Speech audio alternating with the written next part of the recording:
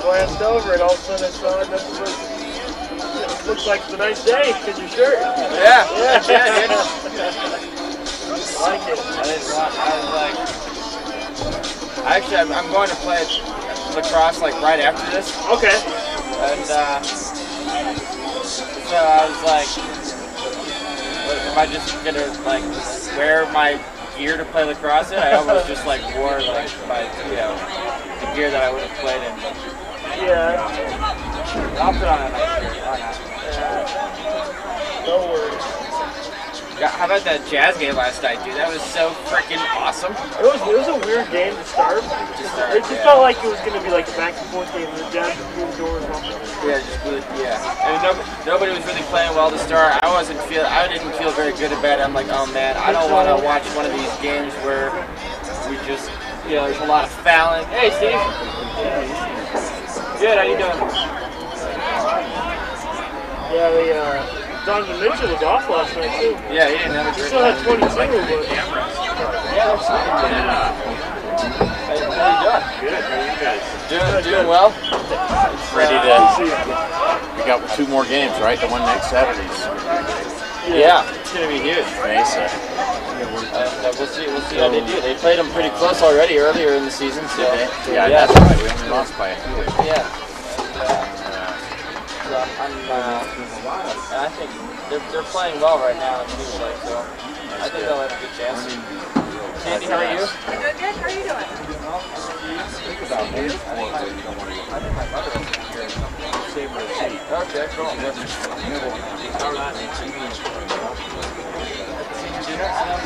We're having a lot of fun at that. So.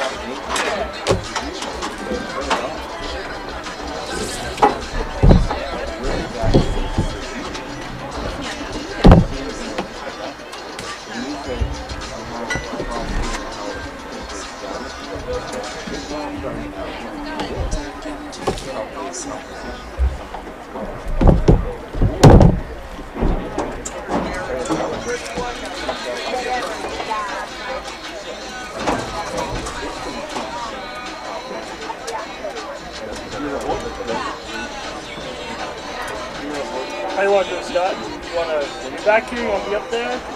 Whatever you want. I'm fine with either. I mean, I think it does flow a little better when we have the stats in front of us. When we have the game in front of us and when we have the stats in front of us. Yeah, instead of like trying to like turn around and look at stats while stuff is happening. I like that. Yeah, we'll just stay back here then. And I like that, so I do like it a lot.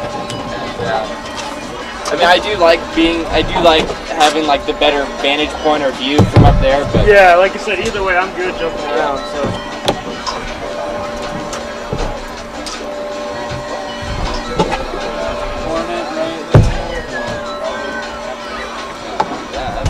Yeah, I'm staying up here then.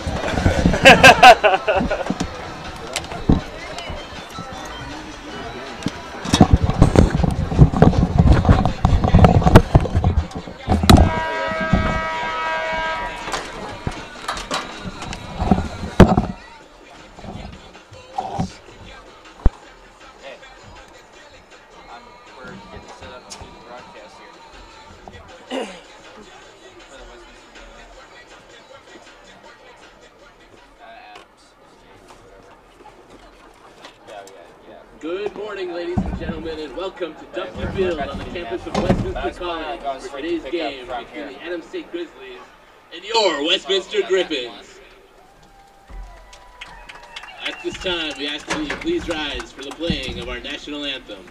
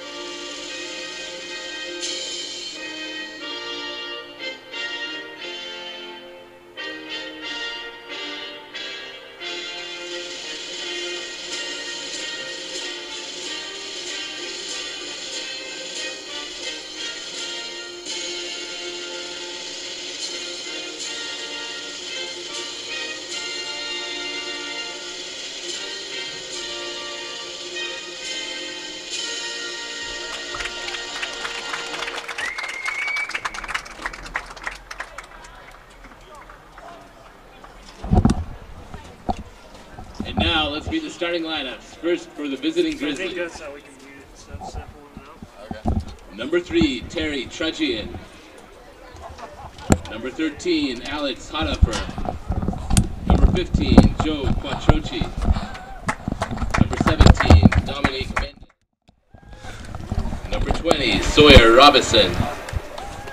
Number 27, Jacob Coleman. Number 29, Colin Osterhout. Number 31, Connor Olson. Number 37, Garrett Chitwood. And number 45, Cale Wilson. The head coach for the Grizzlies is Keith Lindgren.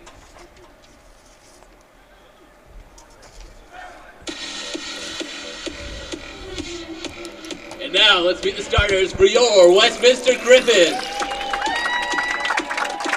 A senior from Carlsbad, California, number 3, Thomas Sargent. A sophomore from Portland, Oregon, number 4, Nick Marcy. A sophomore from Salt Lake City, Utah, number 27, Blaine Kadish. A freshman from Westland, Oregon, number 43, Eli Gaunt. Freshman from Bend, Oregon, number 28, Chance Butler. Freshman from Plano, Texas, number 37, Kyle Williams. A junior from Salt Lake City, Utah, number 11, Braden Pelly. A junior from Park City, Utah, number 12, Chase Blizzard. A junior from Tualatin, Oregon, number 18, Grant Phillips. Sophomore from Shaper, Utah, number 9, Sean Edwards. And the head coach of the Griffins is Mason Goodhand.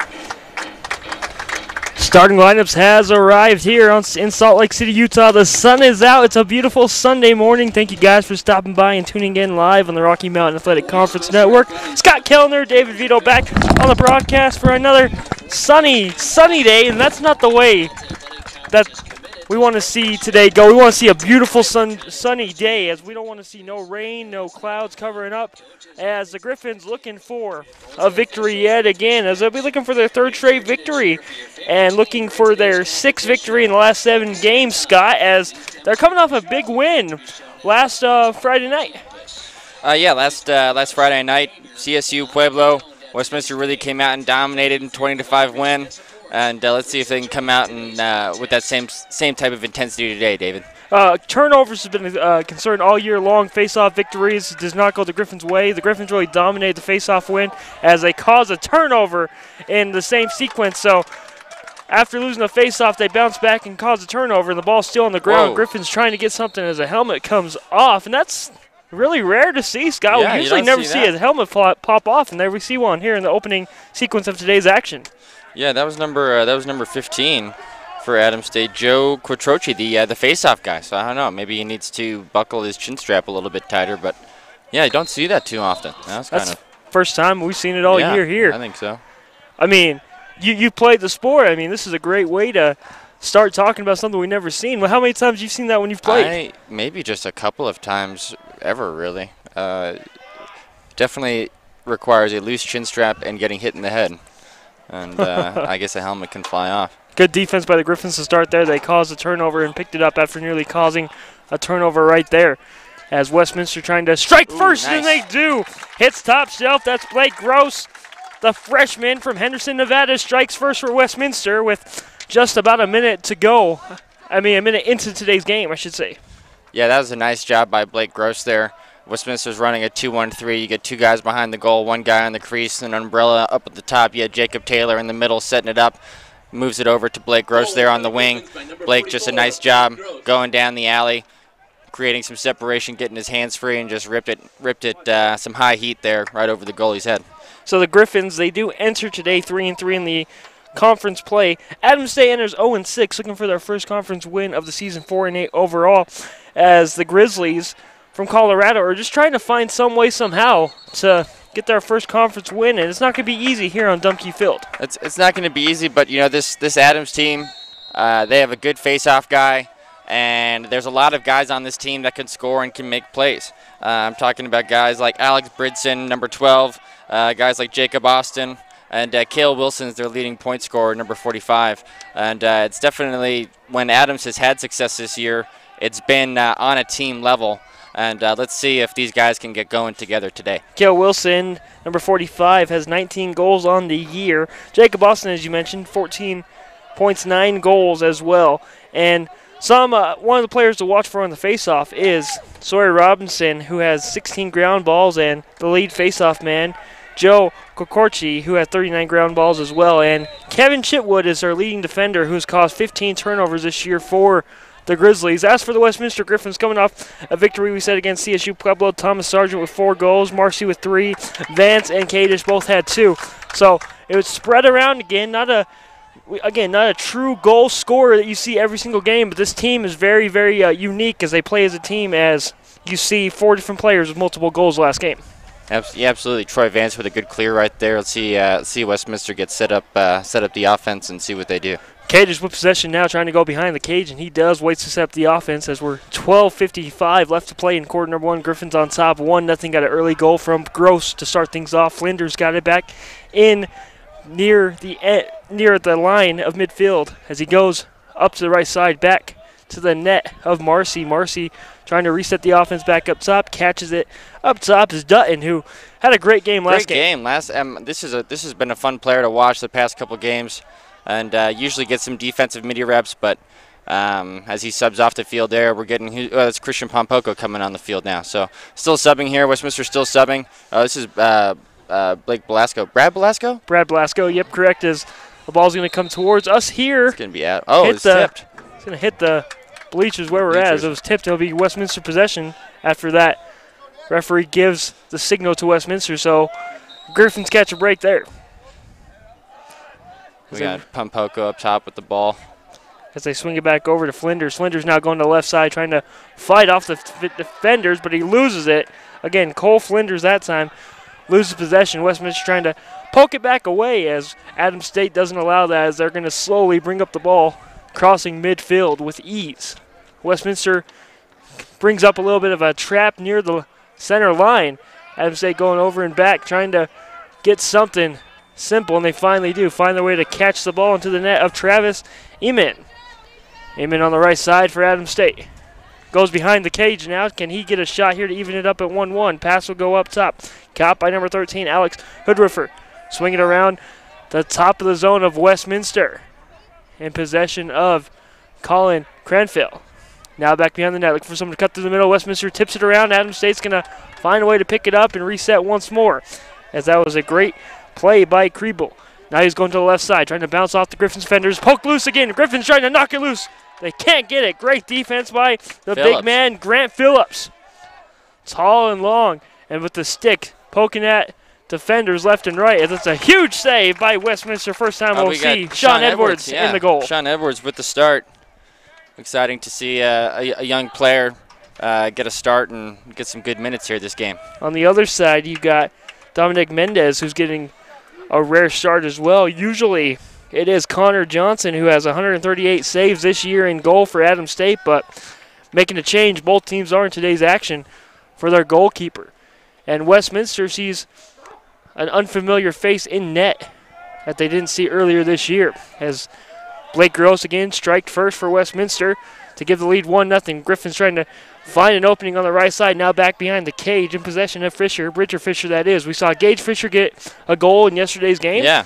So we got Fishers and Flinders, as we talked about last game, on the field of siblings.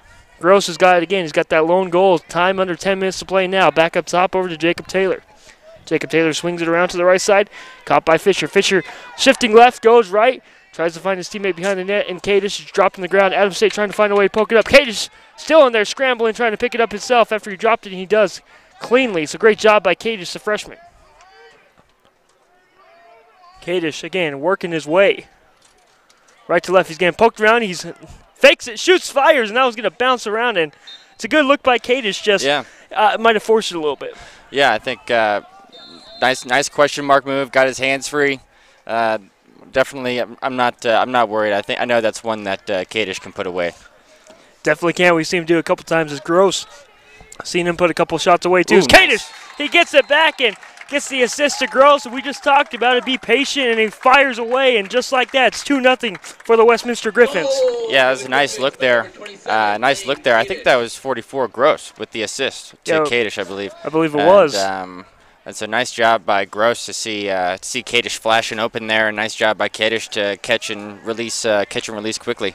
Get a good goal. The freshman leads the team in goal scores this year. Adds another one to his resume for his first season as a Westminster Griffin. Griffin's trying to win another face-off right here.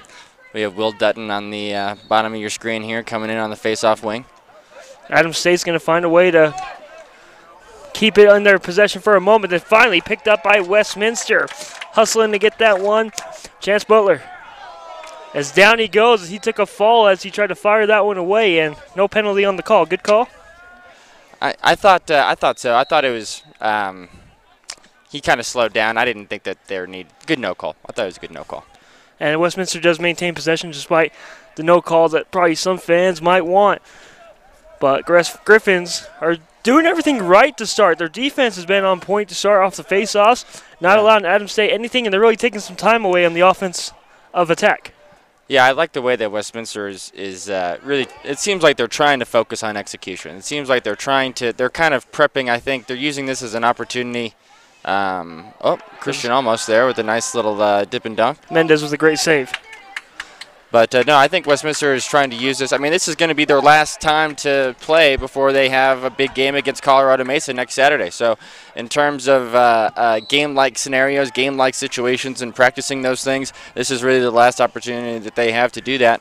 And it seems like Westminster is really trying to make sure that they get not only win this game, but make sure that they get good reps and practice executing and running a good offensive set. Seems like it's a little bit different than what we saw on Friday. It seems like the Griffins are being a lot more patient with their offensive attack, because here's going to be a shot fired and nearly scored by Flinders, as that was a great save by Mendoza. And it's a little bit different. CSU Pueblos, and Adams State, two different style teams as well. So that's one thing that the Griffins trying to do, as Adams State trying to score right here. And he loses possession. That was Tristan Bell.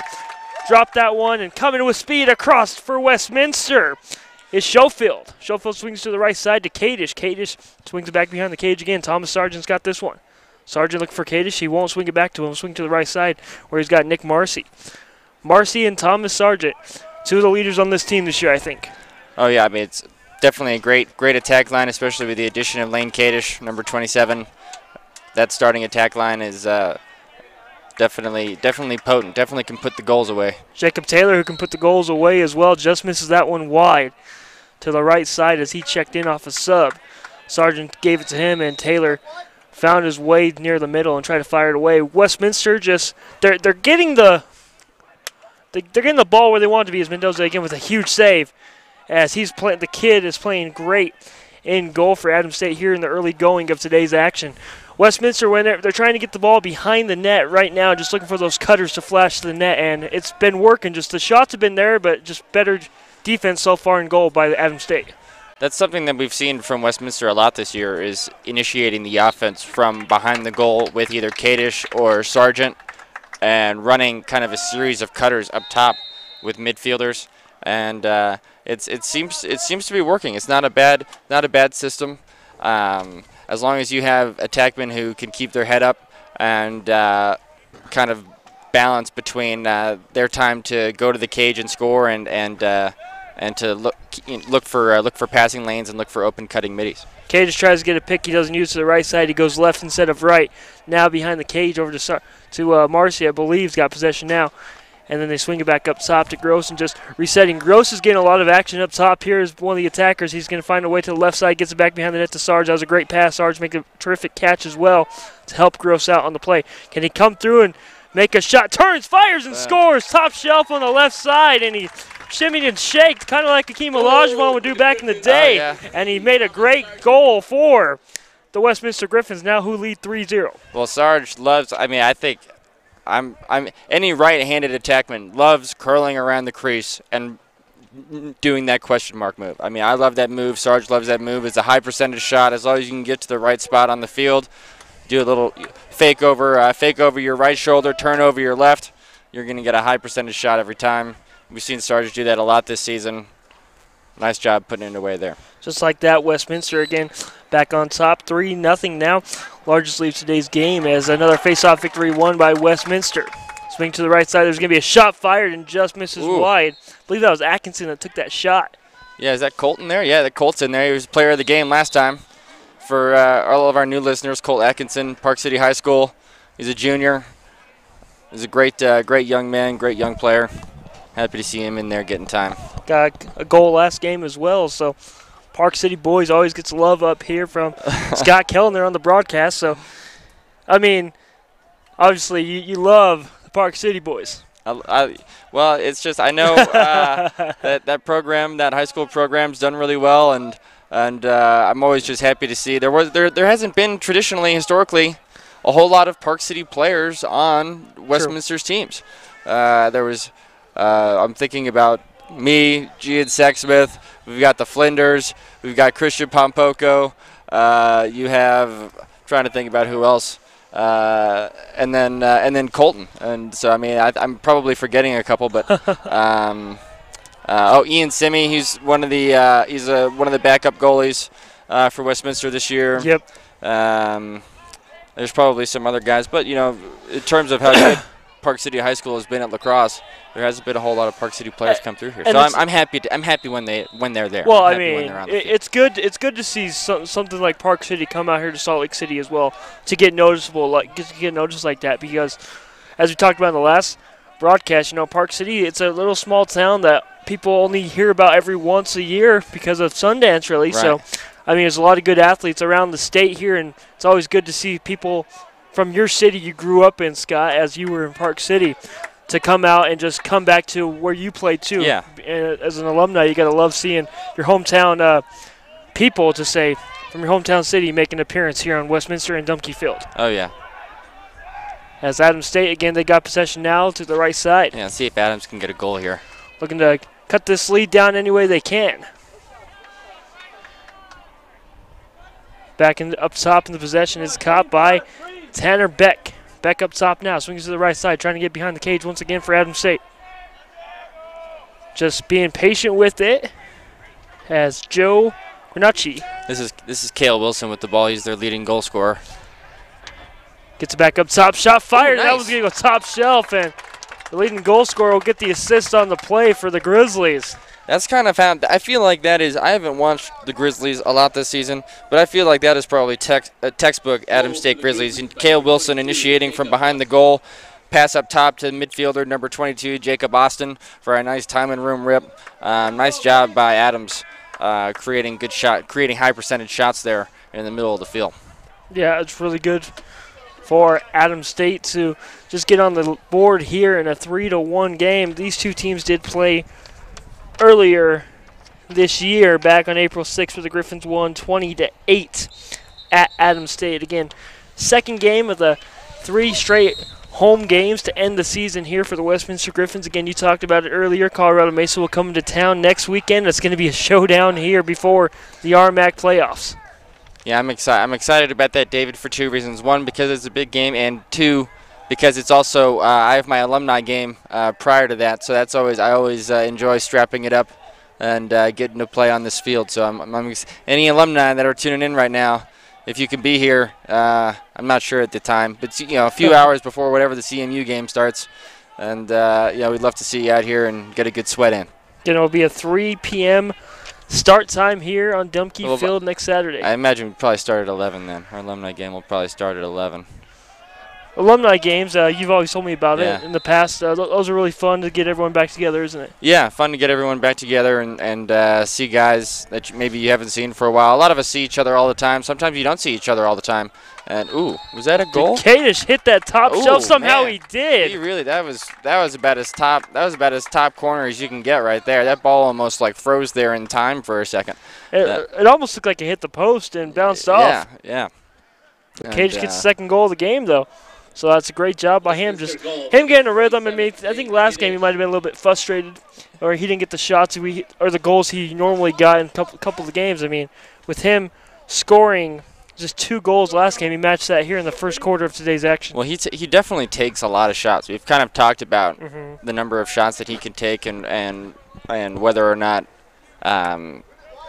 what his effective field goal percentage is, like in terms of how many shots does he get on goal, what's his scoring percentage, and so I mean, but he's being pretty effective today. I mean, I don't know how many he only has a few shots and he has a couple goals. So nice job by Kadish on scoring on the opportunities he has. That one's going to be knocked away out of the hands of Wilson for Adams State, leading goal scorer.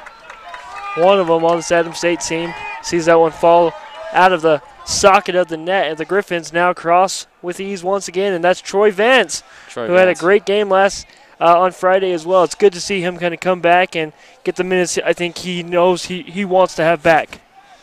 Yeah, definitely a great two-way player. These guys all had senior night last night, so I did see guys like Tom Sargent and Christian Pompoko and Troy Vance, Alex Dooley.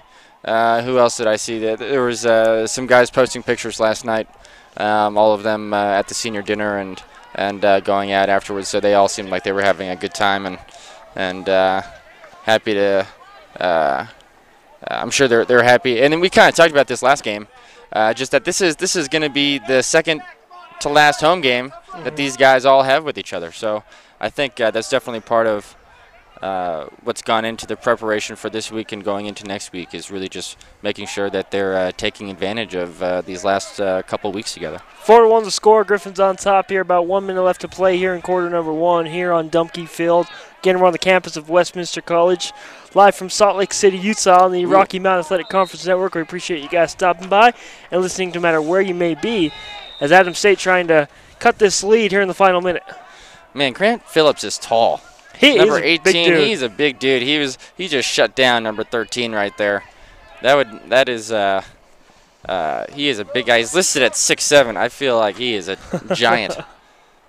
He is. He's tall. He's been fun to watch these last few years here too, on the defensive side of the ball. We've got Daniel Lear in there, number 25, playing close defense. He's a freshman out of. That shot's going to go way up high and out of play. Or I'm sorry, he's a junior out of Henderson, Nevada. 20 seconds left to play quarter number one. Adams State trying to cut this lead down to 2 as they trail by 3. 10 seconds now to play. Adams State tried to go behind and try to fool Edwards. Can't do it there. He kind of got knocked off balance. That was Cale Wilson who took a fall. That's Adams' guy. I mean, that's nice effort. Nice effort there by Cale Wilson, just going to the goal with the kind of a reckless abandon that the Grizzlies need if they're going to get themselves back in this game. And how about that to end the quarter? Edwards will toss it to the other end of play, but he makes a huge save to keep it 4-1 in favor of Westminster. Nice save by Edwards. Take a timeout. Griffins on top here on Dumpke Field on the Rocky Mountain Athletic Conference Network.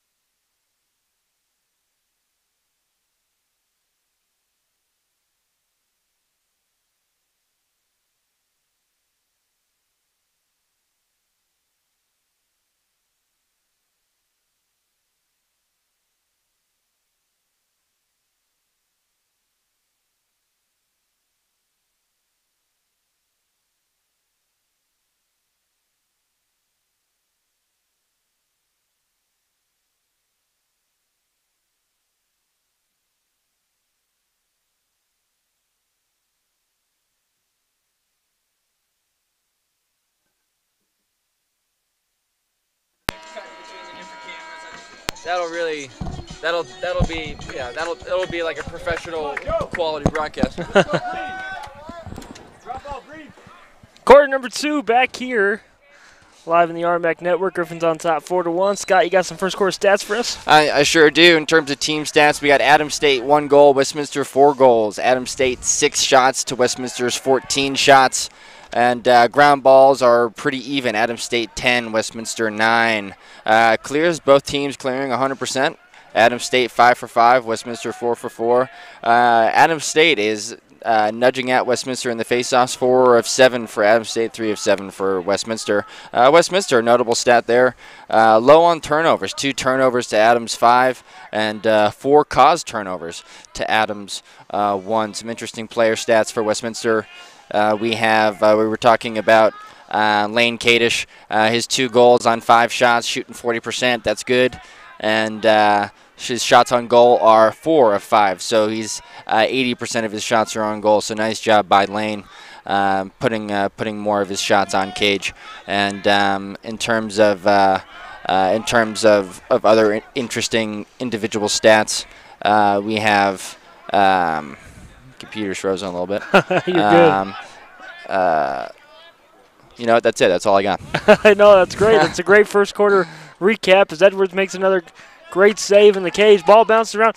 Flinders tries to find a way to get it. That's Phillips who's in there, the mix, and can't pick it up. And Edwards makes a huge save once again for Westminster. Kid's having a great start, and it's one of it. I think it might be one of his first starts of the year. Yeah. We're not always privy to what exactly happens during the away games, but as far as we know, at home this year, this is his first start at home. I like this number 43 kid, Eli Gaunt. Yes. He's a freshman out of Westland, Oregon. He seems to be getting more and more time. He takes all the face-off wings, and so that tells me that he's athletic and makes good, and sucks up ground balls. He's athletic and sucks up ground balls, plays good defense. I'm liking what I'm seeing out of number 43 on Friday and today so far. As Griffins find a way with Fisher trying to find a way to the net, I should say. As he swings it back up top as Cage has got possession once again. Gets it back over to Sarge. Sarge is behind the cage looking for those cutters coming in, or he'll take it himself. Trying to spin through, has a teammate. Fisher fires, now he's going to hit the back of the net. Sarge to Fisher for a point. That was Kadish with the goal. Oh, correction, yeah, Kadish fired that one away. Fisher was the one that set up the play to Sarge. So Lane Kishvich gets his 3rd goal of the game. Yeah, 3rd goal of the game on 6 shots, shooting 50%. That's I always used to tell my kids that you want to usually be about 30%, 30 to 40%.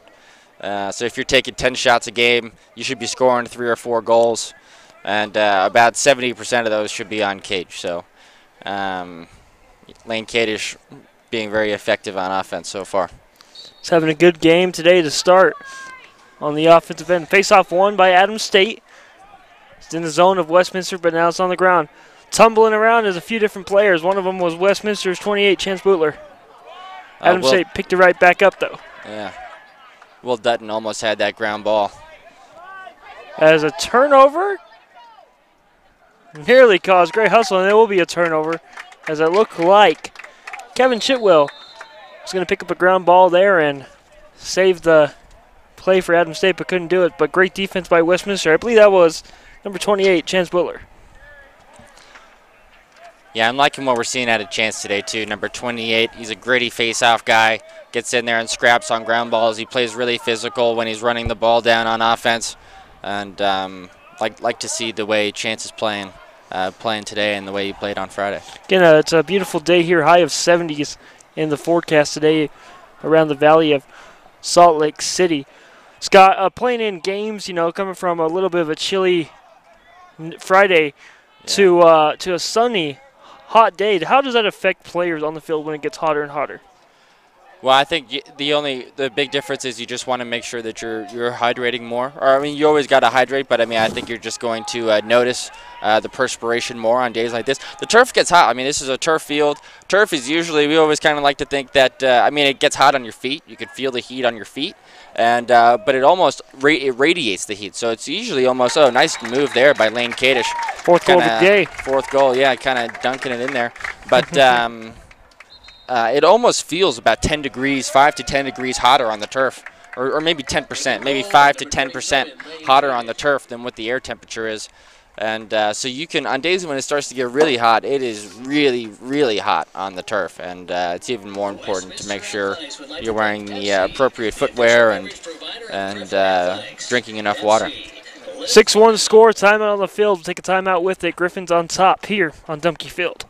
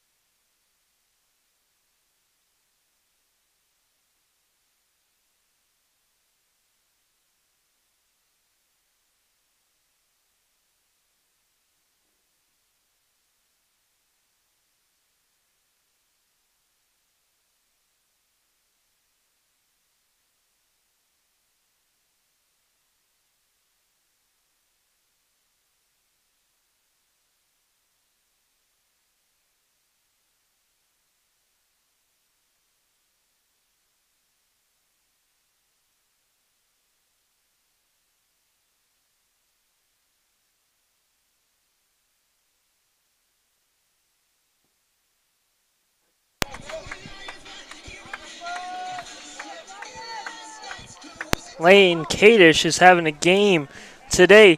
Enters with 33 goals on the season, 15 assists, 48 points overall. Leads the team with goals scored this year. So Kadish is he's balling out today, Scott. He's balling out today. We're looking at his season stats so far. On the season, Lane's scoring, putting about 64% of his shots on cage. You'd like to see that maybe a little higher, like around 70%, but nice job by Lane. Really all season, leading the team in points, and definitely a fun young player to watch. As a shot fired, scored right there. I believe that was a new face, number 37, Kyle Williams. Kyle Williams. That I believe has got to be his first goal of the year as a freshman strikes for Westminster. Long stick midi out of Plano, Texas. Nice job by Kyle Williams, creating some Westminster creating some offense off of the faceoff. Is he taking the faceoff now? He's taking the faceoff now. So he's a long pole. He's a long stick midi who also takes faceoffs, which is kind of a fun thing to see sometimes. We've got Troy Vance and Will Dutton on the wings, and so that's always let's see what they're doing here. Let's see what they're going to do. They look like they're ready for a fast break. They're set up for a fast break off this faceoff here. Westminster Griffins are, as they're trying to win the faceoff, and they will still battle for it, still on the ground. And Adams State will still battle for it. No one's got possession cleanly for it until Vance comes away and picks it up, scoops it with his net. He's going to the right side, fires! Blocked off Adams State's nice defender. Eat there by number 37, Garrett Chibwood. Just took that one to the leg, to the thigh, and kept playing. And we know Troy Vance can fire away. That was not a soft shot he took. That's why I couldn't play defense, David. I'm just not. I just can't sell out like that. I just can't commit. I would jump out of the way. 100%. Almost a stolen ball right there, but Westminster tried to cause another turnover. Adams State trying to get another goal on the board here, as that was Wilson tosses it back up top. Kel Wilson again, one of the leading scorers for this Adams State team, as Tanner Beckel swings to the left side with substitution coming in. Number 28, Cage Jones. Westminster shut down two of the top goal scorers for CSU Pueblo on Friday. Yeah, doing a good job with the goal scorers so far against Adams State today. Well, you kind of mentioned it in the first quarter. Westminster has done a good job of possessing the ball and really not even giving Adams an opportunity to get on a roll on offense. And I know sometimes we always used to say the best defense is a good offense. Yes. Just making sure that you possess the ball and not giving. If you have the ball, the other team can't score. So I think Westminster's done a good job of that today, but this looks like Adams is trying to set up a good offensive possession here. Let's see if they can convert. Adams State now trying to shift and jive around as Tanner Beck with possession, loses it for a moment, try to swing it back out to his teammate, number 28, and Cage Janes is his name, not Jones. Correction on that, so Cage Janes had possession. Trying to make a move right here on the left side of the field with about 8 minutes and change left to go in the first half of action. The Griffins on top 7-1. I mean, the biggest thing you just talked about, defense leads to offense, and that's the best way to create offense. And when the Griffins have caused a lot of turnovers today, they have been very patient. They haven't really ran that fast break type offense that we saw against CSU Pueblo as the Griffins are going to run here. Let's see if they kind of slow it down, though. Unless they can get open shot as they have an open shot in the middle and fired from Kadish again. So the Griffins, they're getting the turnovers and executing on the other end, and that's another smart, great play they just did. And guess who? Kadish. Kadish with the finish there, but Harrison Nye, number 16, was really the one that created that goal. Great defense there on number 45, Cale Wilson. As the feed came in to Cale on the crease, Harrison Nye was right on his hands. Make sure he didn't catch it, creates the ground ball, comes up with it, clears it himself, runs it all the way down, dumps it off to Lane Kadish. And Kadish knows, I'm sure Kadish knows, that he didn't really have to do a whole lot there besides catch it and shoot. And but great effort there by Harrison Nye.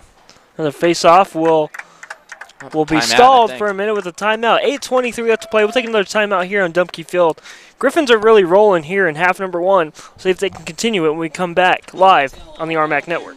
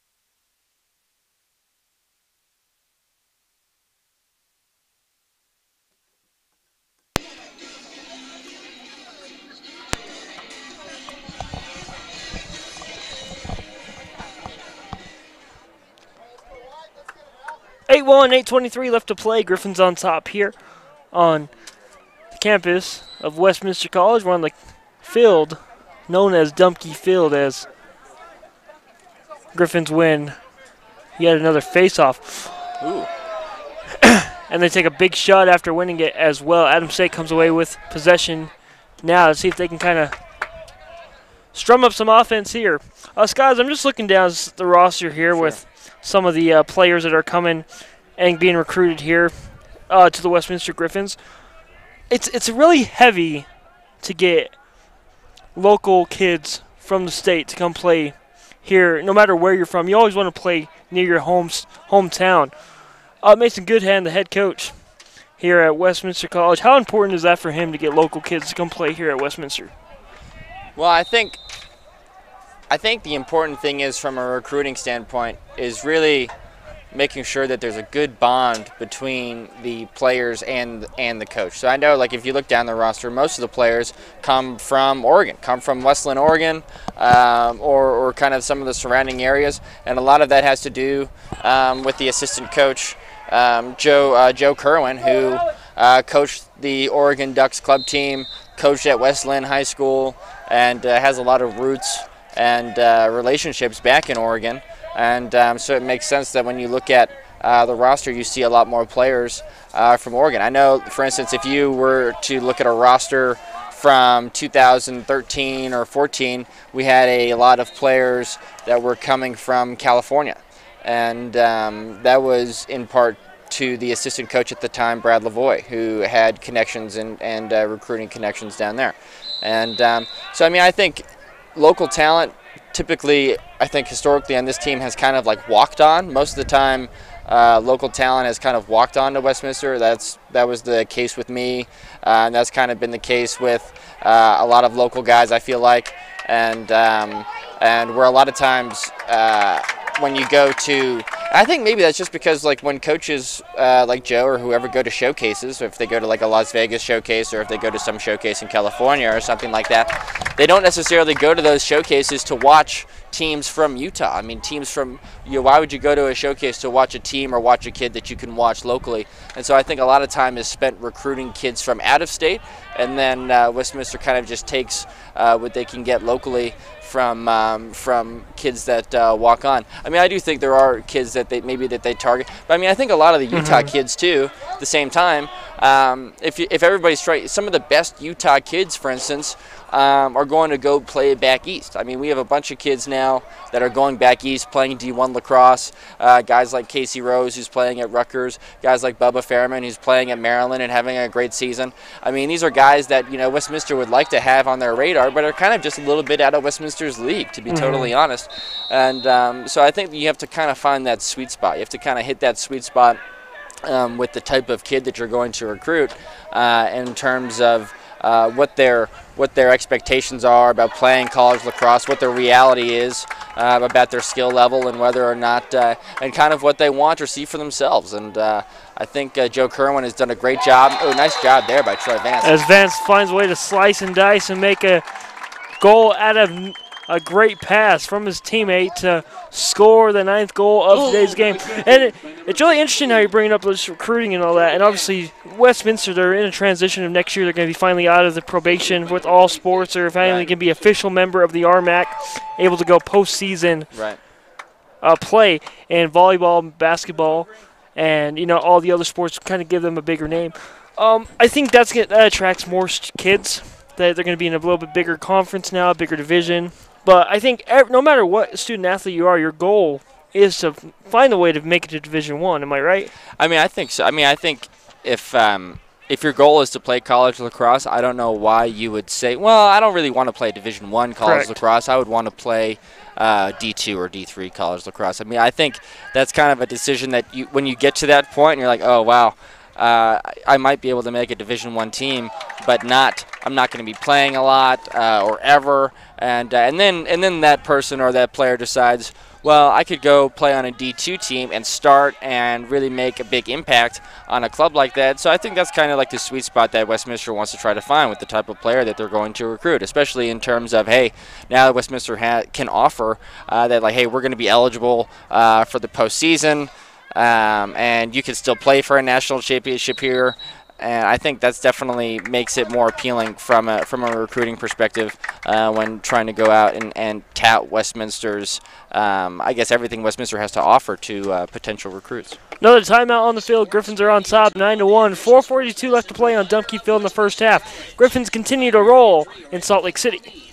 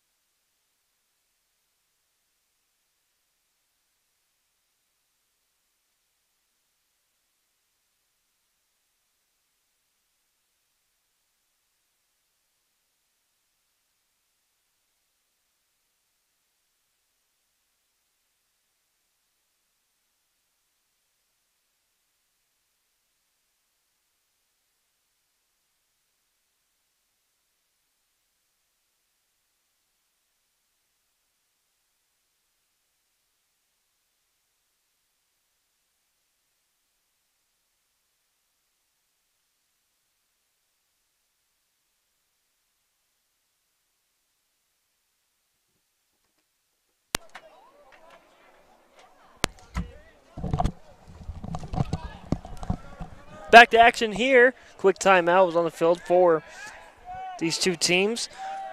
Adams State, the Grizzlies, the Westminster Griffins. Adams State from Colorado. I mean, Scott, when you played, obviously, lacrosse scene was still growing. Yeah. It's getting bigger and bigger now. You see the bigger schools are getting broadcast on the bigger networks, ESPN, CBS Sports. This game has evolved so much and grew probably just even since the time you stopped playing. As a goal will be fired and scored here by Adams State. I believe that was number 26. Sage Janes. Who scored that one, 28, correction, to get the lead to 9-2. Just from the difference that you've seen this game grow, where you said you've coached it, you've played it, how has this sport really evolved into the non-lacrosse fans, you know, because it is starting to become more popular each and every time games are on TV and played? Well, I think from people that maybe don't know a lot about the sport, the things that are enjoyable about it are the speed at which it's played in terms of the action between the goals. I think the way teams share the ball in terms of moving it around the perimeter, attacking the goal, and I think when shots are, I think when goals happen, I think a lot of times they can be done in exciting ways in terms of like somebody getting a wide open shot in a rip, or somebody making a really impressive move coming from behind the goal. I think there's like a lot of different ways that you can score in lacrosse, which makes it exciting to watch. And then I think on the defensive end, something that's kind of interesting and unique, I guess similar to hockey but different than basketball, is the action of the goalkeeper, the goalie being able to make big saves, and really the way that the defense. If you watch the way the defense is played in terms of body positioning and kind of like sliding and rotating and playing team defense. And so, I mean, I think there's a lot of things that are enjoyable about it. From somebody that doesn't maybe necessarily know too much or watch the sport very often. Oh, that was a nice cut there by Christian. Just missed it. Yeah, Griffins maintain possession. Just saying, because this game has changed so much just in the past 5 years of how people see it. As that was a nice give and go, and Sarge fires for a goal today. Thomas Sargent, senior leader of this team, gets a goal to make it 10-2. And you talked about, you know, some of these seniors playing their second to last game here on Dumke Field because Colorado Mesa is going to end up most likely with the top seed and host it yet again. Colorado Mesa, they're the top dog of this lacrosse. Yeah, they really are. We conference. Kind of the beginning of every season, I feel like, hey, maybe we'll have a chance to host the conference tournament this year, and we were always optimistic about that prospect. But it always seems like at the end of the season, we're talking about the conference tournament being at Colorado Mesa again. But those guys deserve it. I mean, I'm really excited for next games. I'm really excited for next weekend's game. And being able to see, because I haven't watched, I mean, I watched the when Westminster played there back on March 24th with the 12-13 loss, and Westminster played great. And I've played at Colorado Mesa and played Colorado Mesa throughout my career here, and always in a tense game. There's a lot of players that actually come from Utah to go play there, and they have great facilities and great. It's a great field, great stadium. And I'm excited to have them come here and watch them play here. It's going to be a good one. Those two teams always battle, too. No matter, like you just talked about, it was a one-goal game when they last met at Colorado Mesa. So, and then we talked about how the Griffins are rolling at the right time. I mean, one loss in the last 6 games. I mean, this is not a team you want to – I think this is a team you might be scared of in the next coming weeks when the postseason begins. Well, I think a lot of it's going to come down to the preparation that they put in next week. I think if these guys have a good week of practice this coming week, nice, Sarge. Oh, yeah. And he finds another one, comes through the middle of the crease and fires a goal. Hits the back of the net at 117. 9-point lead now for Westminster on top. Yeah, I mean, I think if from what I've talked Because yeah, I mean this team's definitely. I mean we've had some tough losses. We had that March 3rd loss to Rockhurst, 12-16. Westminster was picked over them in the preseason polls to finish in the conference, and we also that was also a tough loss. I mean when that number 2 Tampa team came in here, Tampa had just beaten Limestone, which was ranked the number 1 team in NCAA D2 in the country. Tampa comes in here, kind of whoops on Westminster a little bit. That was a 19-9 loss back on March 7th, and so you know that was. And I think Westminster definitely kind of could have challenged or could have been in a position to challenge Colorado Mesa for that number 1 seed had they won that first game and played Tampa tighter. And because Colorado Mesa turned around and beat Tampa that following day. They did, yep. Colorado Mesa drove up here to play Tampa and won. And so, I mean, it's very, very tight. I mean, the competition at the top of the conference is very tight between the top 15, top 10, top 15 teams. Colorado Mesa was ranked number 8 at the time when they beat number 2 number 2 Tampa. Troy Vance get the assist, toss it into the middle of a cutting Griffin and Colton Atkinson, who strikes and hits the back of the net, and it's a 10-point lead now here on Dumke Field with 41 seconds left to play. Nice job by Colt moving off ball there, getting his hands free and putting that one away. How about Vance just finding a way to cut, get speed and find the open man coming right to the middle. Well, he's such a threat. Talking about like transition, how to be an effective team in transition. The guy bringing the ball down has to be a threat. Because if the guy bringing the ball down isn't a threat, nobody's going to move to try and stop ball. And Troy is certainly, when he's bringing the ball down in transition, he is a threat every time. So that requires the defense to react, and once the defense reacts, Troy can make a decision. And nice job by Colton being ready and catching that and putting it away. We got a timeout wide, I think. Yeah, timeout here. We'll take a quick break again. 30 seconds left to play before the first half comes to a close. The Griffins are on top, 12-2 on the RMAC network.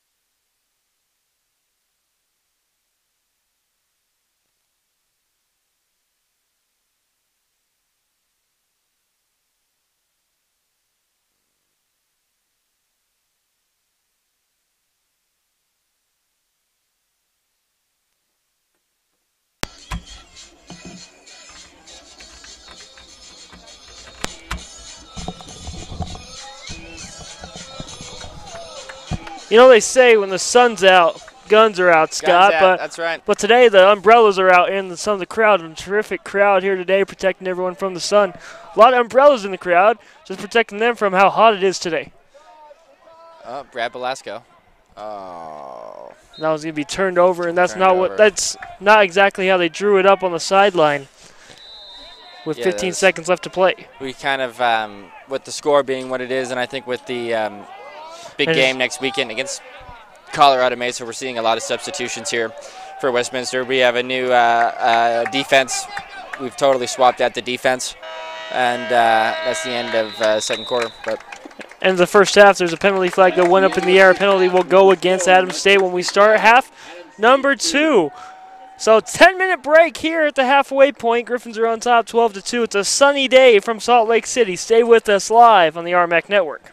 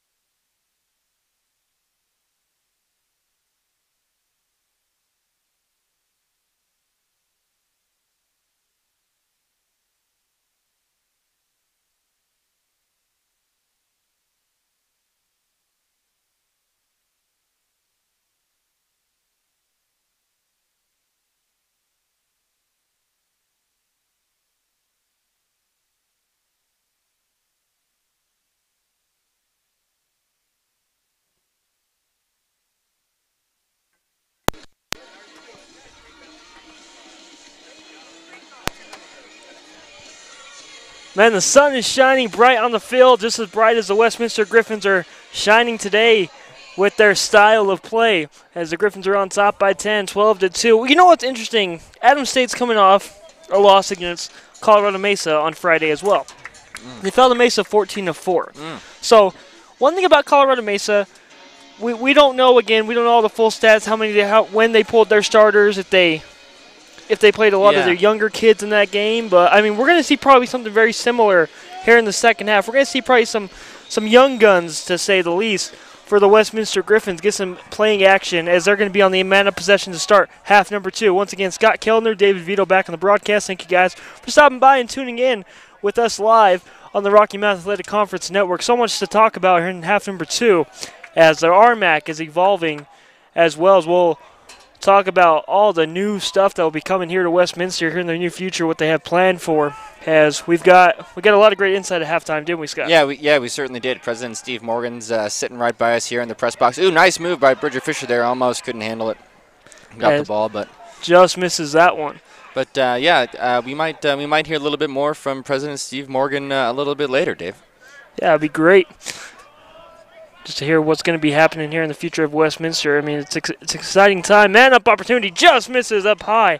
Thomas Sargent couldn't find the top shelf there to extend the lead to 11 on today's broadcast. Again, on Dumke Field, where the action is played at today. Man back on as an opportunity from Jacob Taylor. Just misses. Great defense. I believe we got a new goalkeeper in the cage, if I'm right. That's number 9. That's Brendan Williams. Freshman checks in from Littleton, Colorado to start half number 2. On the other end, we still got the young stud in Edwards in the goal for Westminster. And then here in a second, we'll get some first half stats for Westminster as well, as Flinders takes that one away.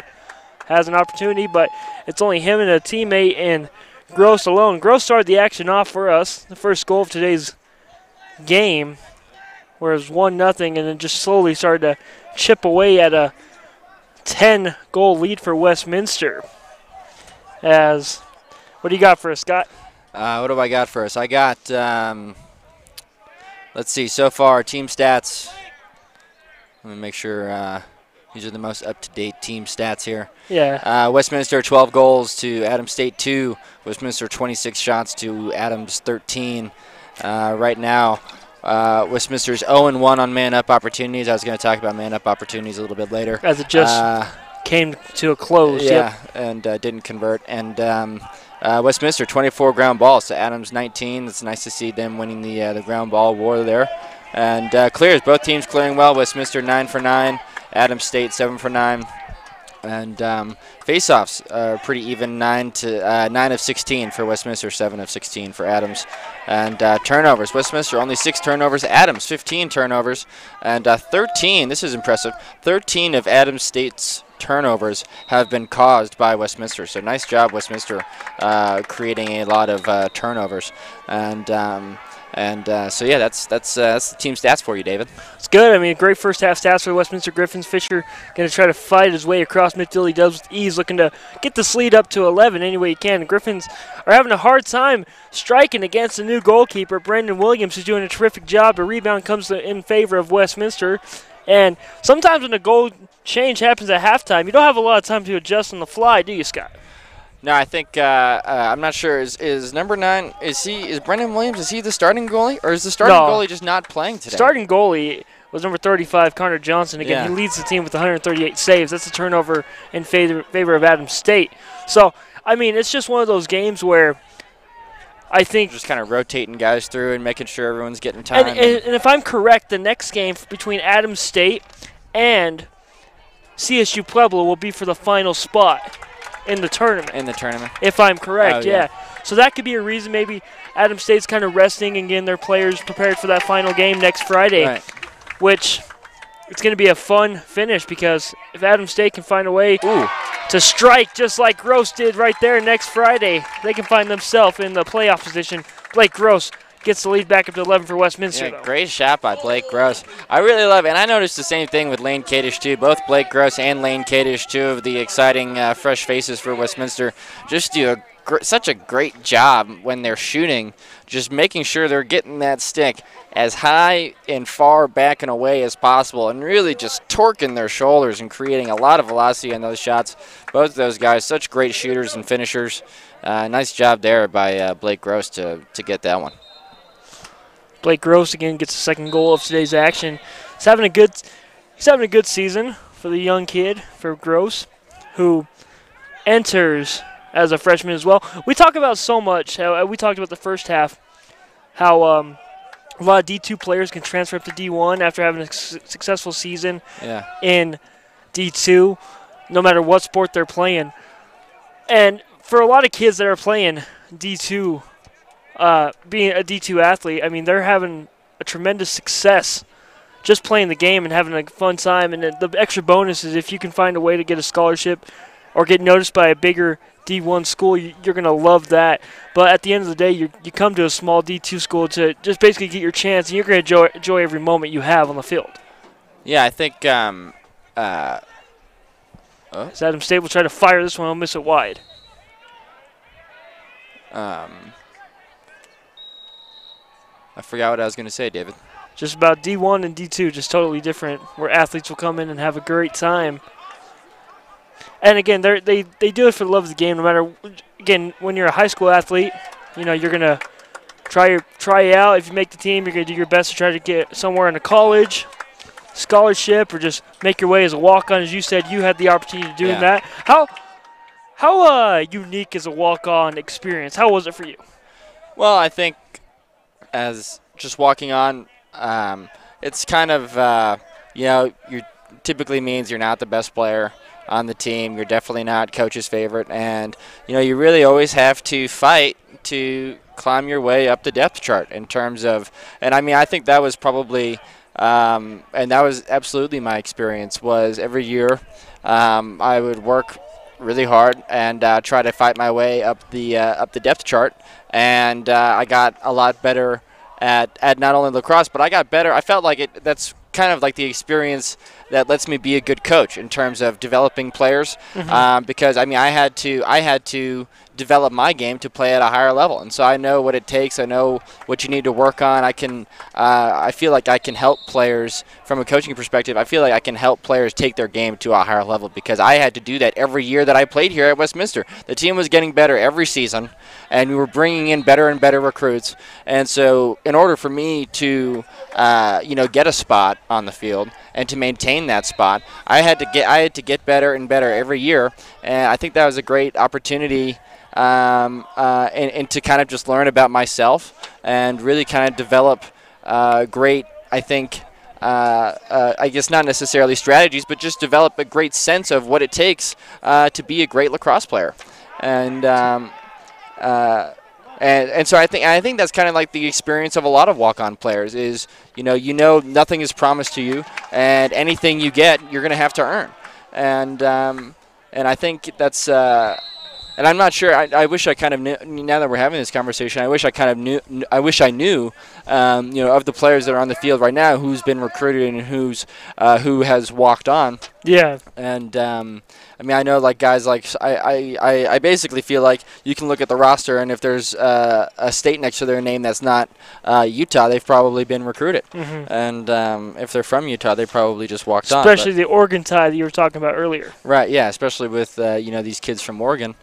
And but so I guess Westminster's on a man-up opportunity here. Let's see what they do. I was looking at it, and shoot, this is just it's something that I wanted Westminster to be better at the beginning of the season compared to last year. Last year, Westminster converted on about 30% of their man-up opportunities. That's really, really below average. I mean, a good lacrosse team will convert on about 40% of their man-up opportunities. A really good man-up team will convert on half. And this year, Westminster was 8 for 32. So this is their 33rd attempt. Let's see if they can get great ball movement inside. Shot fired and scored by Thomas Sarge. Sarge fires again for another one. Chalk up his point total of today's action to make it a 14-2. And That's what a senior leader has to do, and that's what Thomas Sargent's been all year long. Yeah, absolutely. Being able to come up big in moments and score on man-up opportunities, kind of like just as I was bashing Westminster's man-ups team. Of course, they score while I'm talking about it. But yeah, I mean, really, 25% on the season is low, and I know Westminster has had some tough matchups with Colorado Mesa and with Tampa, but they've also had some kind of lighter matchups, kind of maybe like this, or kind of like Johnson and Wales, where the teams are just kind of not in the same stage of development as Westminster is, and are still trying to build their programs, where Westminster is a little bit more established. And so we have number 18, Grant Phillips, back in one of the starting defenders back in there, and along with Alex Dooley, number 45, is getting some minutes there on the close defense. And we also got a goalie change for Westminster. We have there's a shot fired and scored once again. I believe that's Fisher, 26. Bridger Fisher strikes, and the goalie change on the other side, as you were just talking about. Yeah, Philip Cannell's back in. Goal for the Griffins by number 26, for Westminster. Bridger Fisher. As you were talking about players making a statement and earning their minutes, Brendan Williams, give this kid credit who's coming in second half. I mean, he's made some terrific save, and he's making his name known right now for possibly future starts, because I think some of the first few plays he's made some great saves, and I think he's doing a good job to come in here to start half number 2 for the Grizzlies. Yeah, that's always a tough thing to do, coming in cold as a goalie in the second half when your team is down. That I think the important thing is to just not be concerned about the score and to just play your game.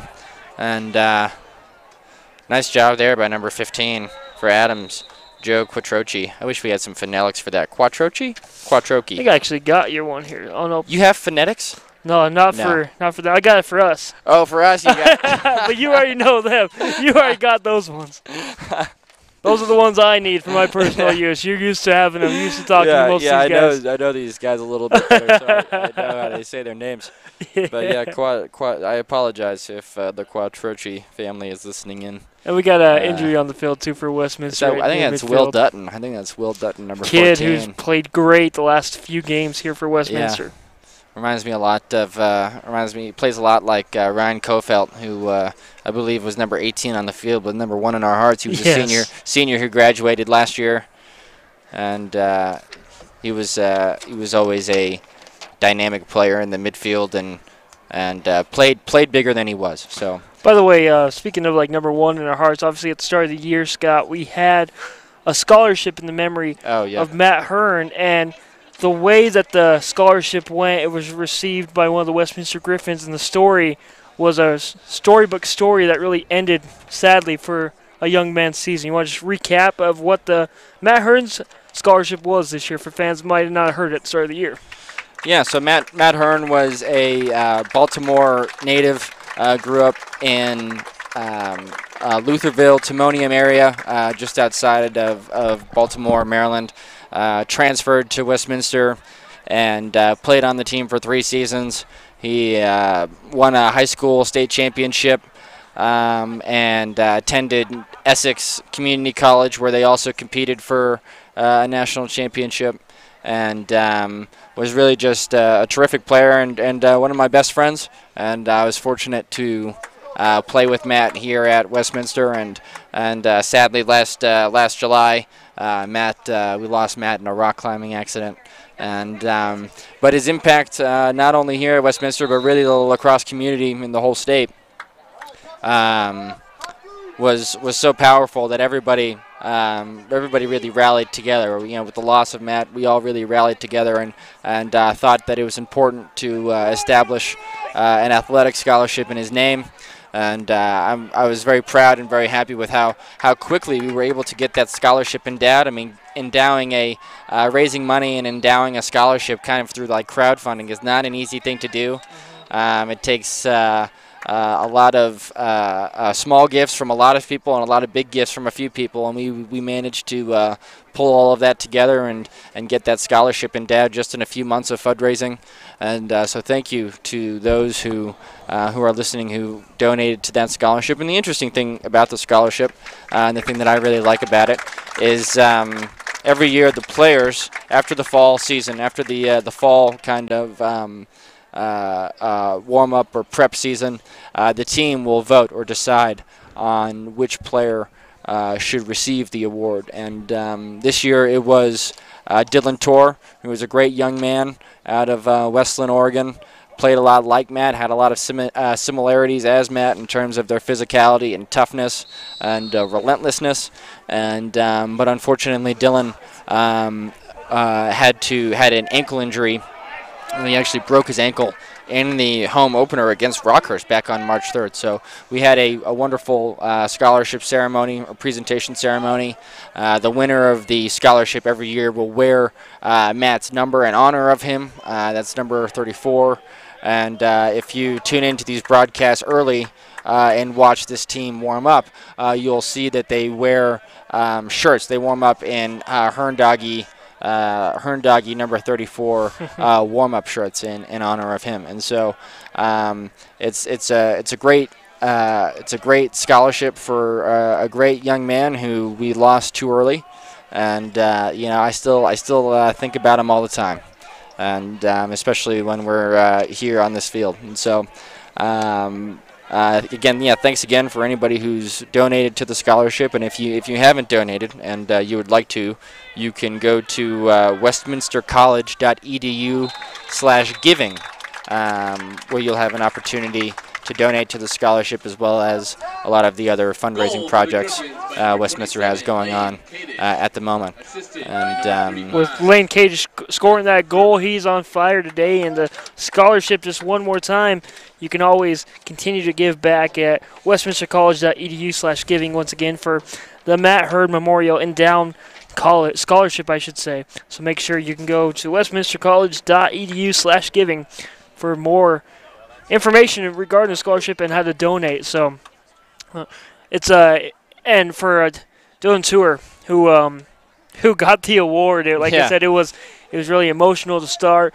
Really remarkable how his teammates voted for him, and then obviously his season came to a close in game number 1, which was really a bummer because I was really excited. I had the opportunity to interview Dylan, and it's somebody who kind of not unlike Matt has gone through a series of injuries in terms of ACL, ankle problems, and but just a tremendous athlete and a tremendous has a tremendous spirit, competitive spirit, and I was really excited to watch him play this season, donning number 34, and so I'm a little disappointed that we didn't have that opportunity, and I'm sure others are disappointed as well. But injuries happen. It's a physical game, and I've sprained both of my ankles and playing lacrosse, and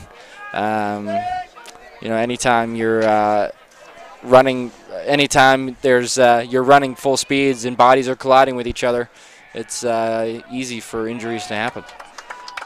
As again, Griffins are on top, 16-2. Adams State is here on Dumpke Field today as the Westminster Griffins try to fight off that Schofield, who's another big body for Westminster, swings it over to the left side, caught by Lane Gladden. First time we hear his name, and another big save comes in from the Adams State goalkeeper, Brendan Williams. Yeah, nice job by Williams. Really playing well so far since he stepped in here in the for the second half. Under 4 minutes to go here, live on the RMAC Network. Westminster Griffins on it's a beautiful Sunday day, Scott, and we're starting to feel the spring of spring. I guess I can say it like that. We're feeling the spring here in Utah. Oh yeah. As it's a beautiful day. I'm more in the sun than you are today, so I'm getting some heat. But you're going to be out running a little bit in the sun, aren't you? Yeah, I have a pickup game after this. So I'm excited about that. Go get some exercise. And you sit down and cool off till then. yeah, thank you. Appreciate it. No, that's going to be fun. Obviously, lacrosse is still a big part of your life, and you still enjoy playing it, and you enjoy coming out here broadcasting games. I love having you be a part of the broadcast the last few years we've been on the broadcast together. We've seen a lot of great goal scorers, and we always talk about this as another score. Dives and dips through the middle for a goal by Westminster. Zerba. That's Jackson Zerba, the freshman from Bellingham, Washington. He scored last game twice, gets the first goal of today's action. Colorado Mesa will be here next weekend, Adams State. It's been just a It's been a rough year for Adams State. Even though they're 4-8 overall, they just haven't been able to get that first conference win this year. And that's always tough for a young team that's trying to build the program. Yeah, I think that's definitely, it seems like the next step for Adams State is how can they become more competitive in the conference. And I think a lot of that just starts with recruiting and making sure that you're getting guys that can help your program succeed for the long term. So hopefully head coach Keith Lindgren can work with his other coaching staff and come up with a good way to start getting some good guys in there. And really, I think the thing that's in terms of the Rocky Mountain Athletic Conference, I think what's good for the conference is what's good for Westminster, and kind of like vice versa. And so I think having a competitive conference from top to bottom would be a good thing. Colorado's competitive, and we have 3 really competitive teams in this conference now between Westminster and Colorado and Rockhurst. I mean, those are 3 really great teams, and Adams and CSU Pueblo are still trying to grow their programs a little bit, but still 3 out of 5 teams being really great and really competitive. If one of these other 2 teams can kind of step up and make it even more competitive, I think that'd be a great thing for the conference and overall a great thing for Westminster. Don't be surprised if the conference in lacrosse grows and grows, because I think a lot of schools are seeing the game of lacrosse evolve more and more each year. Speaking of how young this team is, only 2 seniors on this team for Adams State. They've won 3 of their 4 games have been at home this year, 3 and 4 at home. Their one other win came on a neutral site. So 4-8 overall for the Adams State Grizzlies. As again, they played Rockhurst tough, lost 6-12. CSU Pueblo, single-digit game, 9-18. So they'll see each other again next weekend, which could be for the final playoff spot. And it's going to come down to that tiebreaker now. I think they're going to have to score at least 10 goals, beat CSU Pueblo by 10. If I'm right, you have to beat your opponent by more the goal difference. Right. So, and don't allow as much, obviously, in that contest. So that's going to be a fun game to see how that goes. And it's going to be the same thing for Westminster next week against Colorado Mesa. They have a chance to, set the stage, set the tone heading into conference play, because with their win last game, it did clinch them a spot in the postseason play, because CSU Pueblo now can't catch them two games behind, but the Griffins swept them this year. And Adams State, two seniors. It's tough. It's tough, but it's how you have to build a program sometime. And it starts with these young kids that are coming up for the Grizzlies. So we're about a minute left to play. 17-2 the score. Griffins on side. Troy Vance with possession now. Under a minute to go. Stephen Morgan, president of Westminster. We're going to try to get him at the top of next quarter to talk about a lot of new, exciting things coming here to the campus of Westminster. Vance spins around, and another key save from Williams. Last night you said the seniors had like a senior dinner, right? Yep, that's right. So, I mean, that's always a good time for seniors to celebrate. Again, senior night will be next Friday, too? Yep. Next Saturday, sorry. Next Saturday for the current players. That's celebrating their last home game as seniors. That's always a fun. I'm just trying to think about who we played for my senior night. Seems like we're playing the last couple of years has been Colorado Mesa. Yeah, it's been Colorado Mesa, and which is always great, because I mean you want to end the season on an exciting game. Yes. And a game that has a lot of meaningful too. Yeah, and so here's Westminster with the man up again. By the way, the women's will be back next weekend as well. Friday and Sunday. Their senior night will be Sunday. As a shot fired and scored, Blake Gross. Nice look there by Nick Marcy, kind of faking the defense off there with a look to the left and kind of jamming it down there to Blake Gross on the bottom left corner there, and or bottom right corner of your screen. Nice job by Marcy and Gross. As the Griffins now lead 18-2, 19 seconds left to play in quarter number 3. Obviously, last night in the state of Utah, really exciting. Utah Jazz came out and thumped I want to call them the Sonics, but they're the Thunder now. But they Russell Westbrook almost had a triple-double, but Ricky Rubio had a triple-double. Donovan Mitchell had another good game, 22 points. So the Utah Jazz made some noise last night, didn't they, Scott? Oh yeah, that was. I was standing up in my living room watching that. I was so excited or so happy. Oh, okay. Good thing And, you clarified that. I was like, yeah. You're standing up just in your living room. Oh, having the time of your life. Yeah, and it was a great game, and yeah, big time Jazz fan, and always happy to see them play well and do well. And yeah, it's been an exciting playoff series so far. It has been. We'll come back, talk more. One more quarter left to play. Griffins on top, 18-2, live on the RMAC Network. That's the end of the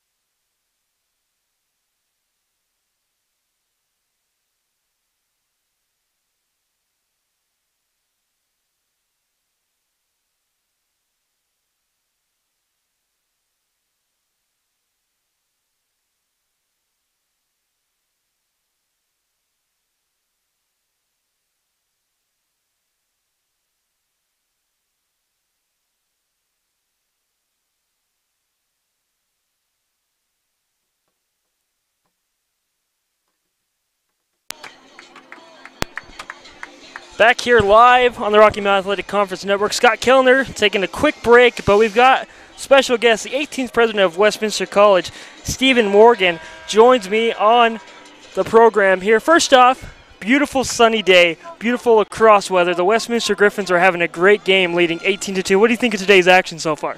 Well, it's great to come out and play so well against Adams State, and it'll be good preparation for the RMAC tournament and for the big game against Colorado Mesa next Saturday. So we're really thrilled by the play, and it's good to see some of the younger players get in and get some action. This program, the men's and women's lacrosse program, has really blossomed over the past few years, and ever since lacrosse has became such a big known sport. Just what is your perspective of how this program, the men's and women's lacrosse program of Westminster, has grown so fast here at Westminster? Well, I have to give credit to one of the former presidents, Michael Bassis, who, when we were building some of our athletic facilities, had the great idea to really bring lacrosse here in a big way.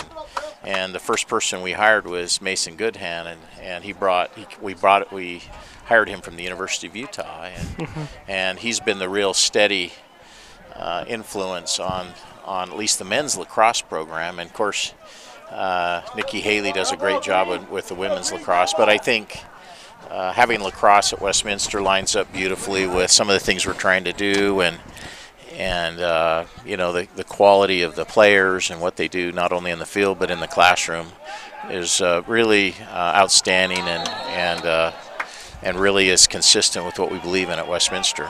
Speak about just the classroom success they've had since joining the Rocky Mountain Athletic Conference, because it's a new conference and it's so important to succeed not only on the field or court but succeed in the classroom. And these student athletes, even with the conference change, they're getting noticed in the classroom for their classroom success, I should say, from the conference.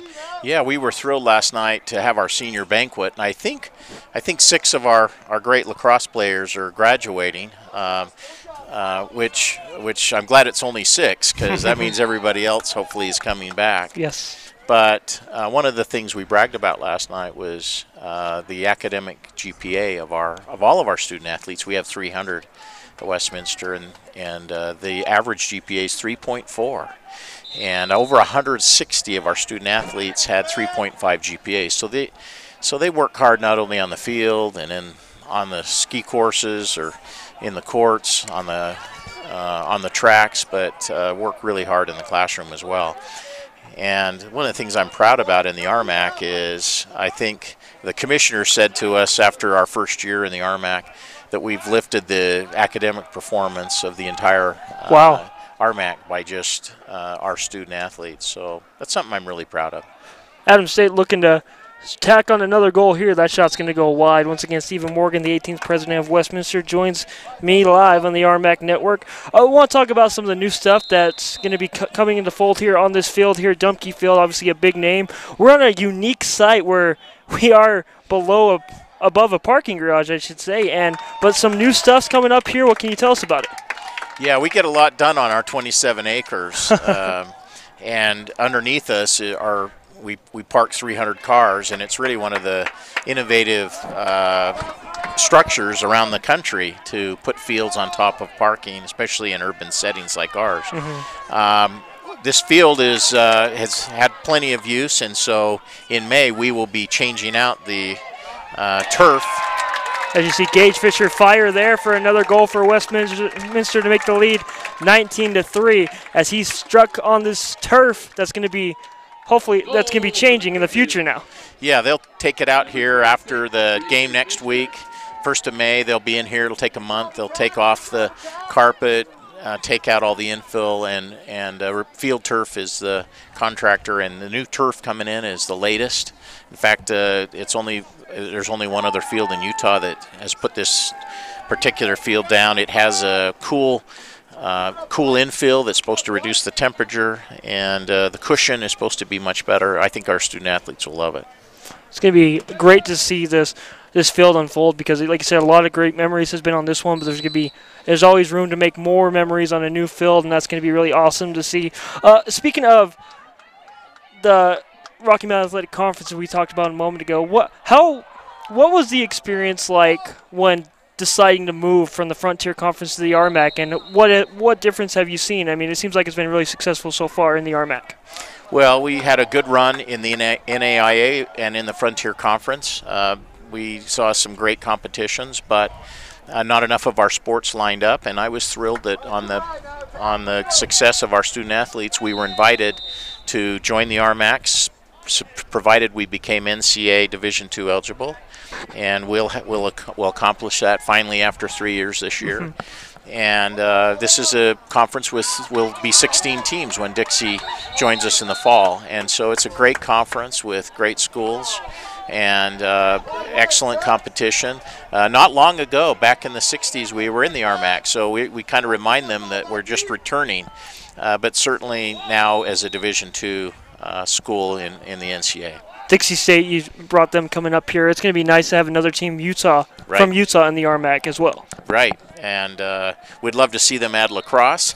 Yes. And I think there is interest in the RMAC to have schools add lacrosse.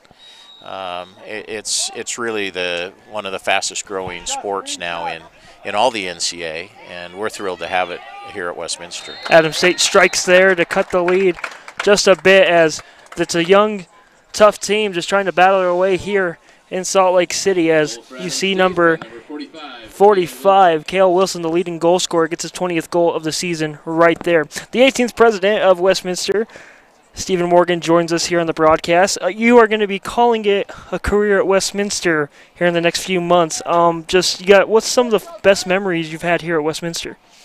Well, just the development of at the athletic programs. When I started in 1981, we had a period where we didn't have athletics, and so it's been marvelous to watch athletics reemerge here on the campus. Now we have 19 teams that are participating in various sports, so that's been certainly a wonderful part of my experience here, but just the development of the college in general, and the quality of students that we're graduating, the great alumni that are doing great things out there, and of course all supported by, I think, the best faculty and staff anywhere at any college in the country. So it's been really a terrific honor for me to be the president. What's something that you're going to always remember that that was like one of your stamps that you put on this, just in your career here at Westminster, something that you're always going to, remember when you leave, saying, that I'm really glad I was able to be a part of that?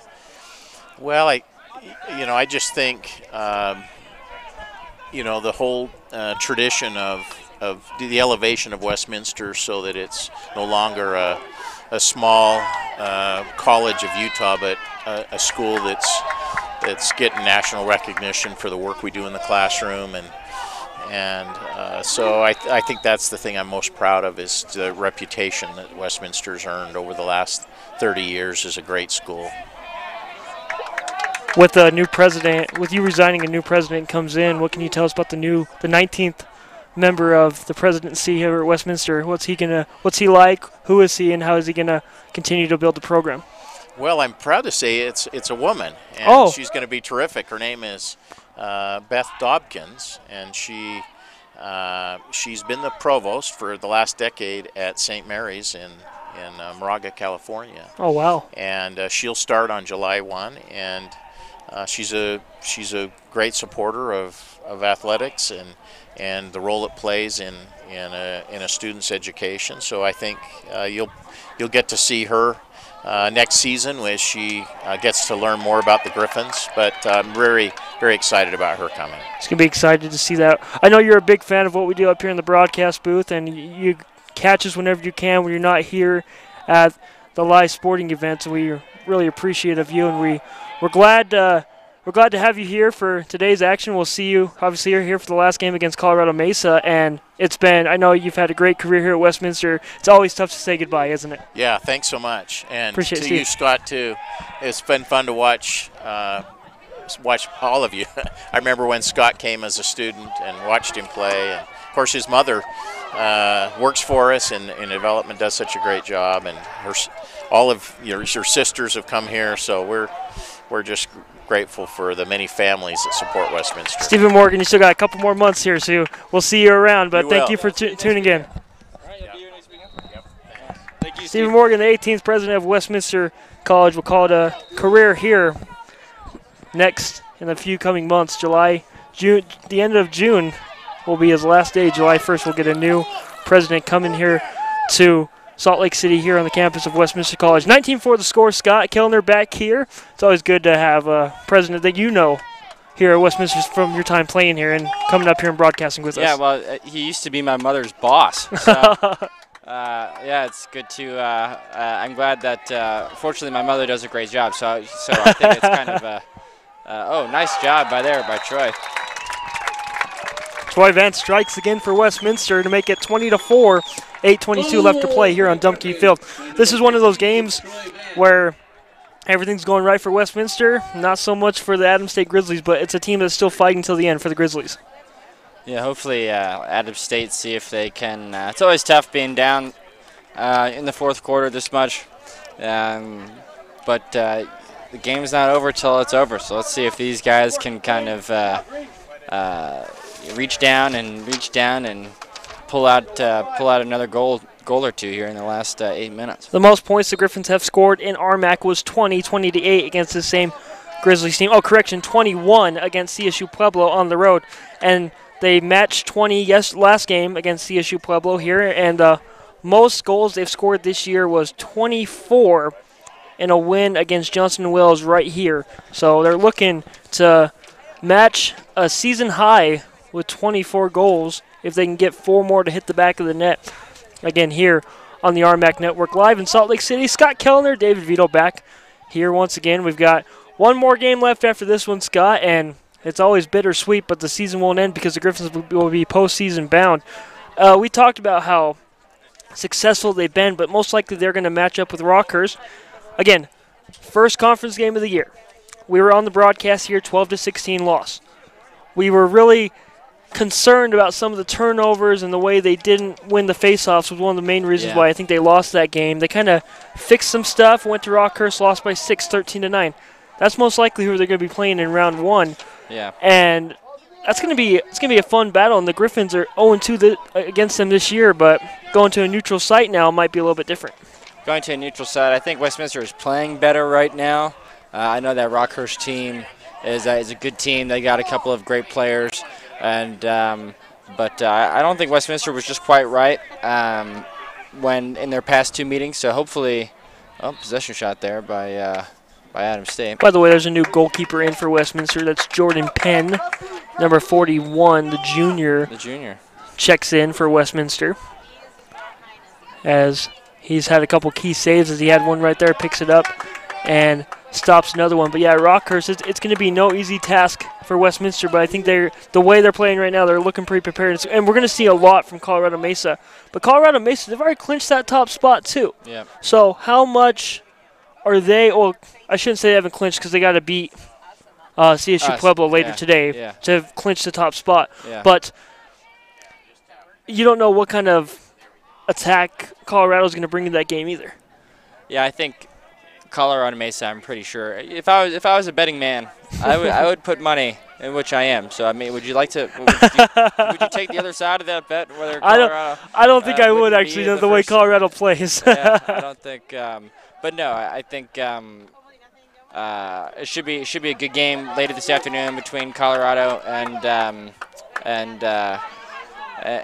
I guess we'll see the results of that, and obviously the big game next weekend. And I'm excited, though. I think if Westminster plays Rockhurst in that first round, I mean, I especially think if Westminster can win next weekend, if they can win next weekend and go into the conference with some momentum and some confidence and kind of have an upset Rockhurst in the first round, I think that, the path to the conference championship is right there in front of them. These guys just got to go out there and do it.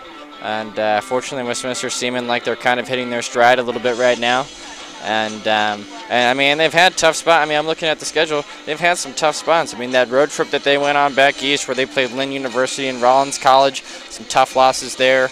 9-14 loss against Lynn, 8-10 loss against Rollins, and then coming back home, traveling to Colorado Mesa the next week, and losing there by 1. I mean, that was a great game. And I actually watched. I went up to when Westminster played the University of Utah up at Judge, and that was a tough loss, 10-17. University of Utah ranked number 1 in the club division, Men's College Lacrosse Association (MCLA) Division 1. University of Utah just cleaning up in the MCLA, and so I mean they're going to be a legitimate Division 1 program next season, and so kind of a tough loss there, 10-17. I wish Westminster could have showed out a little bit better, and then a couple of wins with Johnson and Wales, Adams State, CSU Pueblo, tough loss against Rockhurst, and squeaking out a win against Lindenwood, and then the game on Friday against CSU Pueblo, where they won 20-5. So I mean, I think that Lindenwood game was probably a big turning point for them, just in terms of had they lost that game, I think it could have been easy to kind of just they would have had a 50-50 record right now, and then if they win today and they lost, they would have had a 500 record on the season, which I don't think Westminster has ever had anything close to a 500 record in their history, and because ever since this program was formed back in 2006, the fall of 2006, with Mason Goodhand bringing a bunch of guys down from the University of Utah and starting this thing, they've always dominated, first in the club divisions and then in the Rocky Mountain Athletic Conference. So we'll see if these guys can continue to play well. How about that, a broken stick? Yeah, that's something you never see either. We've seen 2 things, a helmet come off and a broken stick in today's game. It doesn't happen too often, but sticks break. The rule is you just got to drop it. You just got to drop whatever, and it's for any part of your equipment. Your glove, if something's broken, you just got to drop it, leave it on the field, just run off the field. The referee will pick it up and take care of it. But you don't want to play with a broken stick, because metal is going to have sharp edges. It's going to have sharp edges. It could really, really injure somebody. I can't remember if it was Nathan Wade, or I can't remember exactly who it was, but there was a player a couple years ago where a stick broke during a check and scraped all of this skin off of his knee. It ended his season. He had to have all of these surgeries. It was terrible, and and typically you don't really see that many bloody injuries in lacrosse, but that was a nasty one. You see the Westminster Griffins leading 20-4, trying to attack once again behind the net. Going to bounce around. Don't forget, you can follow the Griffins on social media, westminstergriffins.com, for all the latest news and notes. Scott loves to catch up on the Westminster Griffins on what's going on when they're on the road, and he finds it at westminstergriffins.com with some of the greatest recaps for the SID. Eric Stevens here does a great job with the recap. Scott, you like him, don't you? When the team is on the road, I don't always have the time or the availability to always stream. Obviously, the games are always streamed on the RMAC network, and but if I don't have time to watch any of the games while the Griffins are away, I totally rely on Eric's game recaps to make sure I'm informed as to who's playing well and what's going on. And oh, nice save there. Good save by the young goalkeeper in net for Westminster. Once again, number 41, Jordan Penn. Also, you can find the team on Facebook, WC Griffins. Follow the team on Instagram and Twitter. Instagram at WC Griffins, Twitter at WC_Griffins for all the latest news and notes and highlights, pictures, videos, stats, and more, all on the social media as the Griffins find a way to get another goal. Zerba has 2 goals today like he had last game. Yeah, Zerba, he's a fun, exciting, he's an exciting young player. Hopefully we'll see more of him. Jackson Zerba, number 35, out of Bellingham, Washington, listed at 6'1", 170. About almost 1 o'clock Mountain Time here. The game was moved up an hour. It was moved up an hour. I think Adams State wanted to get back home a little bit sooner, some more daylight, and obviously they knew this. They saw the sun was going to be out for the majority of the afternoon, and it's starting to get hot here, Scott. It's starting to get hot. I'm sorry, you're sitting in the sun. I'm over here in the shade. I'm sorry, dude. Yeah. We don't have a whole. This isn't. Well, I'm not worried about. I'm worried about the players on the field. The players. I appreciate your concern for me, though. Well, we're a team here too, so we always gotta make sure our teammates are doing okay. Yeah, but I mean, this is the kind of weather we want to have, though. Oh yeah.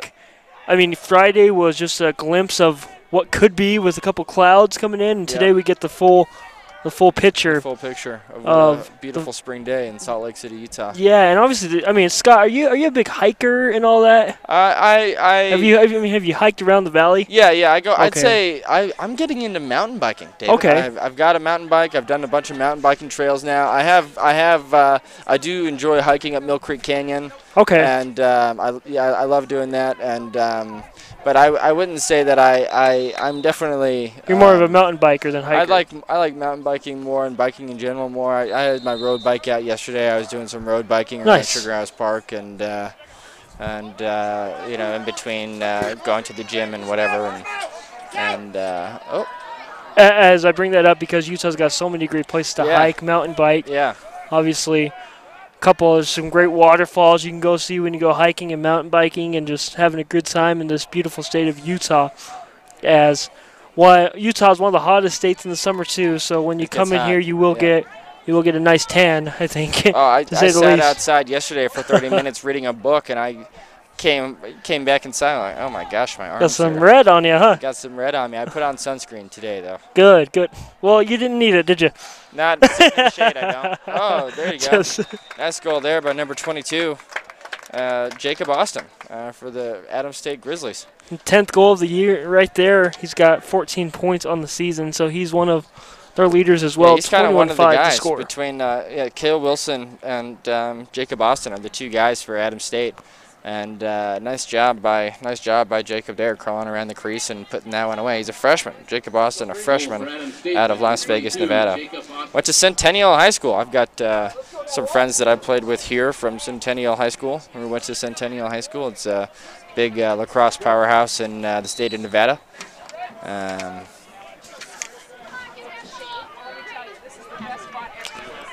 the Griffins try to see this victory come into fold with under 90 seconds to play. Don't forget the women's team comes back to action. They're 4-3 in conference play, 5-5 overall. Their final 2 home games will be against Fort Lewis College and Adams State University as they're coming off a loss against Colorado Mesa 7-20 as a victory against CSU Pueblo on March 31st, 16-13. The women's are on a win-loss kind of win streak, trying to snap that and win their final back-to-back games here. Friday we'll be here 4 o'clock Mountain Time, and then we'll be back here Sunday for the men's season finale against Colorado Mesa at a 3 p.m. Mountain Time start, and then we'll end our lacrosse season broadcast on Sunday 11 a.m. with Adams State back here 1 week from today, but this time it'll be the women's.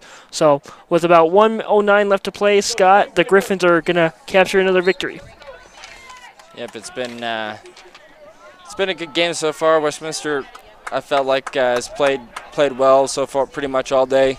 You're really feeling the chemistry and the connectivity on these guys on offense and on defense coming together. Really excited for next weekend to see if Westminster can play with the same kind of aggression and focus that they have today. You talk about home field advantage. The Griffins this year, when they played at home, 10-2 was a victory, 24-0 was a victory, 20-5 was a victory. Their 3 wins at home this year have all been really big margins. Their 2 losses, University of Tampa, as you brought up earlier, a 10-point game, and Rockhurst, a 4-point game. So it's been exciting for a Westminster Griffin fan to come here and see their team win or play well against good teams here at home. As we're about 15 seconds left to play, the Griffins trying to hold on to the ball with 7 seconds left to play. The Griffins are going to capture a victory here on Dumpke Field in a 22-5 win in Salt Lake City, Utah against Adams State in the RMAC conference play. So terrific game for Westminster. I think Scott might be looking up some stats about today's game. Yeah, really. So some pretty impressive performances. Shout out to Tom Sargent. 4 goals, 1 assist on 6 shots. He added on 2 ground balls there. Nice job, Tom. Chance Butler, face-off guy, did really well on face-offs. 12 for 22 on face-offs, 8 ground balls. Nice job, Chance. And some young, exciting player that we like, Jackson Zerba, number 35. He had 2 goals on 4 shots, also 2 assists. So nice job. Really efficient play there by Jackson Zerba. But I think the Player of the Game awards probably got to go to Lane Kadish. Yes. He had 6 goals on 11 shots, 1 assist, so 7 points. Nice job by Kadish, and also scooping up 3 ground balls.